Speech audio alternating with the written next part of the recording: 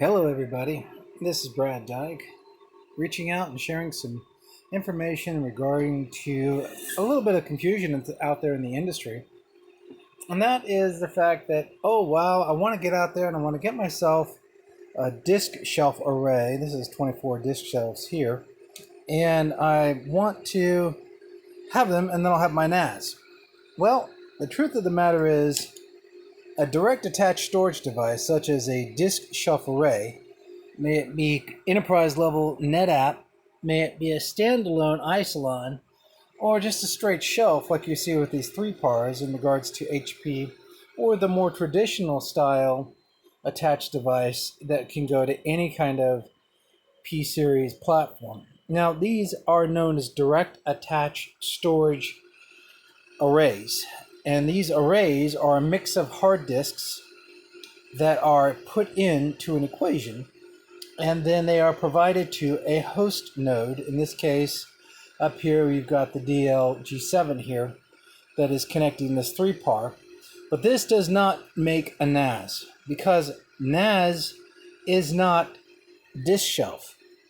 It's a protocol loaded on the Linux, the Unix, or the Microsoft server that can use any size disk or even reprovision RAM as RAM disk space and run the NAS protocol on top of that so that you can enumerate the protocol of NAS communication or network access storage communication to your customers or to your specific needs. So in here we have a 4-channel SAS DAS array here that you could see, and it is generating basically, like I said, 4 separate channels right here for 24 drives total. And in here you can put SAS on this side on this first channel. You can put another version of SAS on this channel. Just don't mix them. I usually don't recommend this, but you can do all 4 channels. Or what you can do is you can do a dual channel high-end SAS and a dual channel of SATA. So you can have your archive disk space and you can have your high performance access space.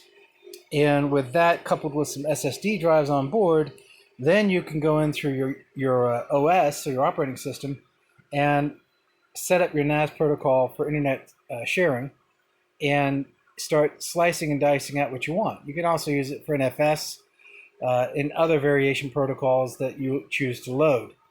Also could support stuff like CIF, if you want to get into encryption and some object-based storage capacity as well. But the key detail here is understanding that DAS is not NAS.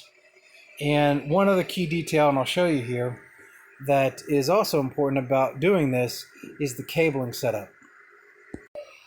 So in the cable setup, you can see here that I've got my SAS on SAS cables here.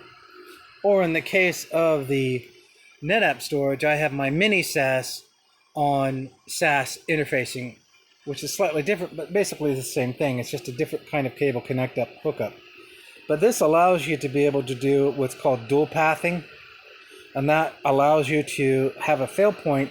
If one of these controllers go, you can alternate your pathway to here. This is something that NAS does not do, and that direct attach storage, along with its HBA or its RAID configuration controller, is set to, and that allows you to have the dual path failover capacity. This is not so indicative with some of the older platforms, such as the the M7 series here, which is down below, but it does work pretty well with the 3200 array that I've got set up here. Now, another thing that's also possible with NAS that is not possible with direct SAS DAS, direct attached storage, is the independent protocol connection storage resources running on USB 3.1. These guys don't have the failover pathways that these redundant DAS attached arrays have, but they are also considered direct attached storage, just at a lower, less cost management format. And within it, you don't want to build these to be independent individually. So if I had 4 drives, I would build this as a RAID 5/0, or known as a RAID 50. So RAID 5, RAID 5, RAID 5, and then bring them all across in a paired set. Now you can also do RAID 5, RAID 5, but not recommended because you would lose a lot of disks in that equation. So RAID 50 is usually the best solution out there for you when you want to play with that, but make sure you have the right USB 3.0 compatible RAID controller configurations for that, because you just can't do it on the fly. Microsoft won't let you, not on the fly. There are tools out there that will let you do it. So with that being said, I wanted to introduce this strategy to you so you had an idea of what DAS is and how you can take DAS to NAS, and it has to be done by an operating system, as well as something like if you want to do FreeNAS or TrueNAS or some of the MediaVault platforms, you can. Those are the components you're going to need to complete your NAS configuration.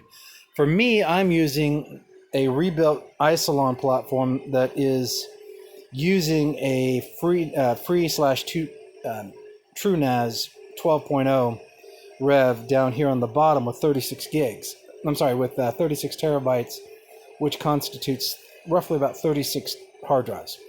So with that being said, you would have, with that one platform, your core NAS system, and I used, like I said, a true NAS platform. But this is an internal DAS opposed to an external DAS. Yeah, and you, by the way, you can get Supermicro chassis that have very large numbers of disks in a 4U footprint that can get you the numbers you want, which is greater than what you're going to get out of a 24 bay. But you need to be careful about the heat consumption, especially if you use SSDs, because SSDs are prone to heat, and they make it. Plus, they're slightly a little bit more expensive on the electricity than standard spinning hard drives. But that's it for today. I just wanted to touch base with you guys on this and explain it to you in a good format that makes good sense, so you guys can experiment, get your own platforms out there, and so on and so on. I'm going to let you go. I hope you have some fun learning, and take care.